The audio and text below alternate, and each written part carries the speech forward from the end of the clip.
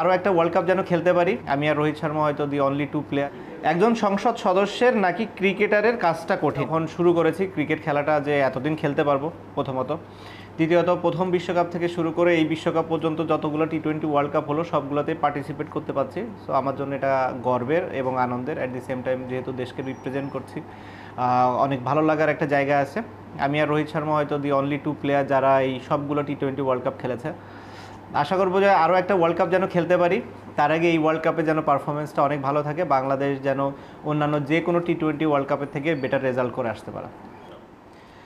অনেকেই বলেছেন যুক্তরাষ্ট্র সাকিব আল হাসানের সেকেন্ড হোম অ্যাডভান্টেজ কি পাবে দল?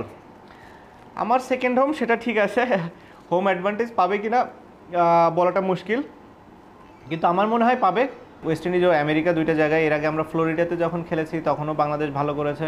ওয়েস্ট ইন্ডিজে আমরা সবসময় ফেভার পাই, কারণ ওই দেশের পিচগুলো অনেকটা আমাদের মতোই হয়ে থাকে। সো আমি আশা করছি যে দুই জায়গায় আমরা অ্যাডভান্টেজ পাবো। টি-20 ক্রিকেটকে শুরু থেকে দেখছি, এখন তো এটাই প্রাইম এক ফরম্যাট হয়ে দাঁড়িয়েছে। এই পরিবর্তন কিভাবে দেখি আমি? পরিবর্তনটা দেখি হচ্ছে যে আমার কাছে মনে হয় ওয়ানডেরই এক্সটেন্ডেড ভার্সন, হয়তো কাটেল ওভার হলে যেটা হতো সেটাই। অনেক এক্সাইটিং, ক্রাউড অনেক পছন্দ করে এই খেলাটা। আমি একটা জিনিসই শুধু ফিল করি যে ব্যাটার বলের যেন সমান কম্পিটিশন এখানে থাকে, যে কোনো একতরফা যেন টুর্নামেন্টটা না হয়। নর্মালি ওয়ার্ল্ড কাপগুলোতে কখনোই সেটা হয় না, এবং আমি মনে করি এবারও একই রকম হবে। একজন সংসদ সদস্যের নাকি ক্রিকেটারের কাজটা কঠিন? আমার কাছে সংসদ সদস্যের কাজটা কঠিন, যেহেতু আমার জন্য বিষয়টি নতুন।